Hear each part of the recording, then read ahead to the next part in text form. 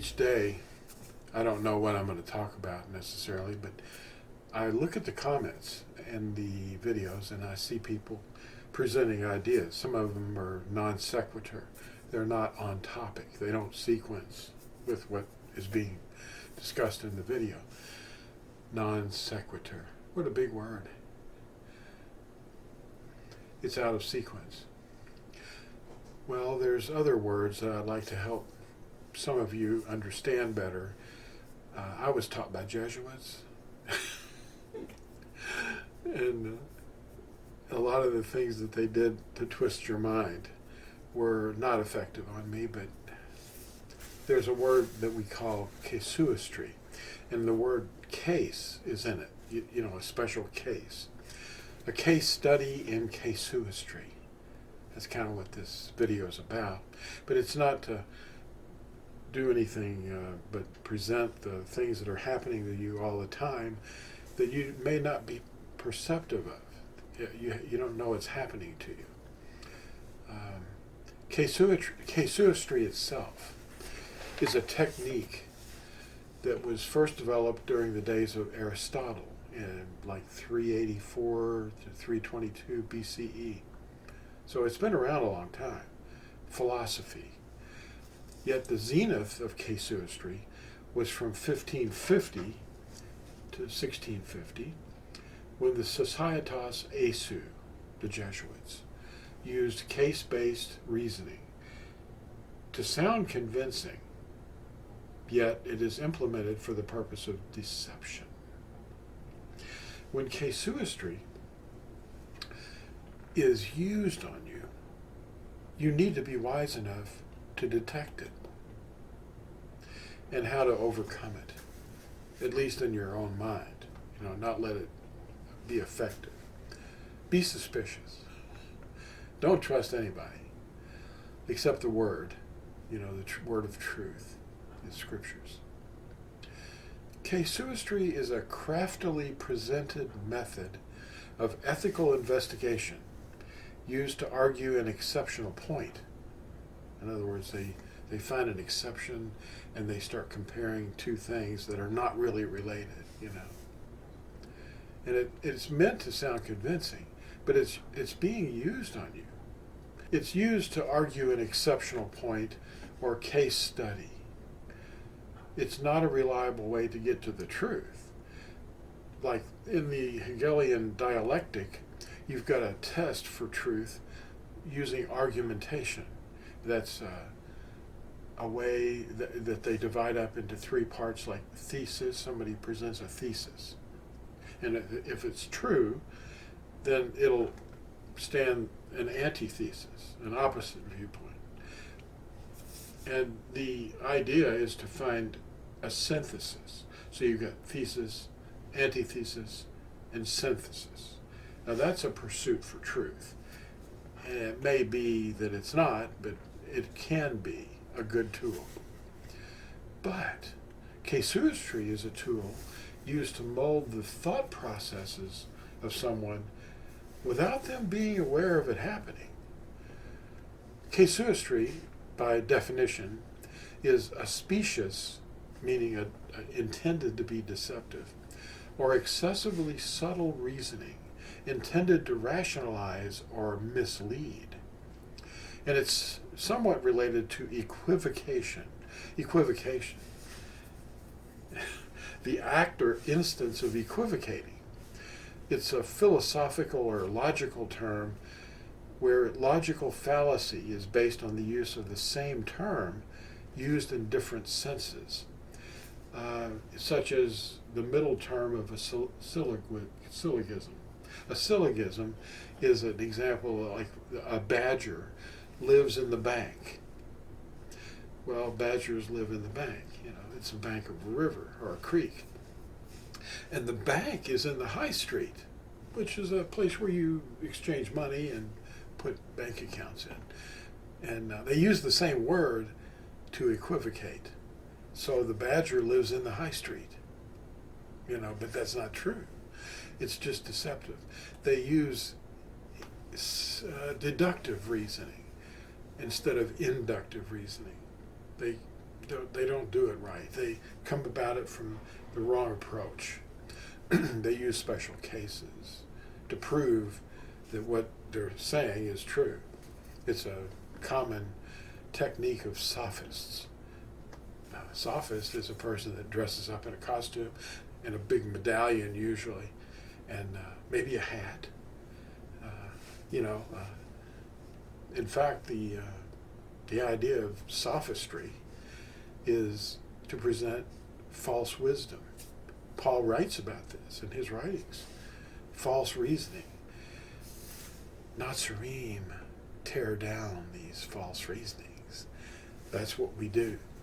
And you need to know when it's being used on you. Not to be smarter than somebody else, but to detect it and know when it's happening to you. Now, are you a victim of casuistry? Yeah, to some extent, you may be.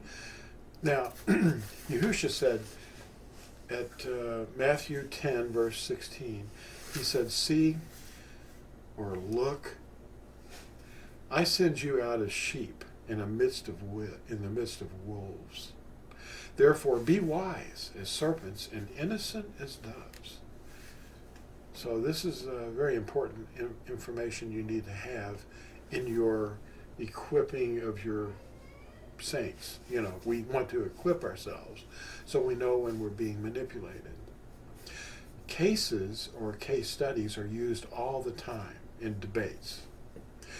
We're all familiar with the concept of having two sides to an argument. And in the process of arriving at truth, we use these three stages of debate very commonly. The thesis, which is an idea that's presented, yet not yet known to be true. And the antithesis, an opposing idea that is presented to challenge the validity of the thesis. And the synthesis is the third stage, the conflict resolution, reconciling the common truths of the thesis and antithesis, what's common between them, and starting the process all over again. In philosophy, this three-stage process is called the Hegelian dialectic, where the word Hegelian is named after a guy named Hegel. And the word dialectic comes from the Greek word dialektiki. It just means a debate. Now, the Jesuit Illuminati brainwashing techniques use several techniques that program the thought processes, but their methods backfired when they used them on me. I didn't believe their logical fallacies. Often teachers will attempt to use logical fallacy to prove their thesis or doctrine. And I immediately recognized the process of thinking the Jesuits attempted to teach me. You need to know about it. They didn't invent it, but it was the golden age of casuistry, during the Jesuit development. They will accuse others of being the wolf in sheep's clothing. They'll say, "You're the wolf, and you're the one doing this." But as they describe exactly what they're doing themselves, that's exactly their technique. It's a pretty effective way of making somebody else look like they get the blame. Now, here's a case that I was presented with, and I solved the problem by overcoming the obvious attempt to make something look like it was true, but it really wasn't. And, it's going to upset a lot of you that are watching to hear this, because you've been trapped in this thought process, and you didn't even know it. Now, here's the case. Two people are knocked out unconscious, and this was given to me by a person who left a comment. And I want to thank them for that. It's very effective. They got knocked out. They were all alone, and they were knocked out. They don't know how long they were unconscious, maybe for several days. And they don't know when they wake up what day of the week it is. They have no idea. So they really don't have an effective way to find out when the Sabbath day is, because they've been asleep. They remember the day that they were knocked out, But neither one of them can really tell what day of the week it is. They may have been asleep for 1 day or 2 days, and that will present a problem. They can tell when the day ends, and they go, well, that is, but they can't tell what day of the week it is because they're unconscious, because they're on a deserted island, and they don't know how to get in touch with anybody, and they have no technology. Now, the obvious thing that was being presented to me was the phase of the moon would tell them what day of the week it is, and that's not true. See, that's not given in Scripture. If they are using and had been using the writings of truth, the Scriptures, the Kethav Amath in Daniel chapter 10, we see that there's a way to determine what day of the month it is by looking at the moon. What day of the month it is. That's a separate cycle. We don't know. The 7-day cycle is completely separate. Now, what day they had the accident would, if they knew what day that was, then they could look at the moon's phase and say, aha, we were asleep for 2 days because look, the moon has more light on it, you know. And it had grown by 2 days, according to both of their determination. The light of the moon would factor into their guess. The day of the week, knowing what day of the week it was when they went unconscious, they would be able to look at the moon and know if they'd seen it before they were knocked unconscious. When you see a crescent moon for the very first time near the horizon at sunset, you know that that light is the fully built first day. And most people don't know this. They don't start with 0 light. They start with 1. And then they're like 1 day off. And by the time they get to the full moon, it's 1 day past. The day of the week drifts separately from the phases of the moon. Otherwise, we'd be like the lunar Sabbathers and missing days from our week as each new month appeared. The count to Shavuot is the litmus test. It's the 49 days between Bikurim and Shavuot. If you look at Leviticus 23, because both Bikurim, that's first fruits, and Shavuot are on the first day of the week. They reach their 7th week, the lunar Sabbathers, and there's numbers of those, and they're all in arguments too. But they reach their 7th weekly Sabbath 35 days later, not 50. Because Leviticus, or Uikra, chapter 23, says that there's 50 days up to Shavuot. There's 7 complete weeks in between first fruits and Shavuot. And they're both on the first day of the week.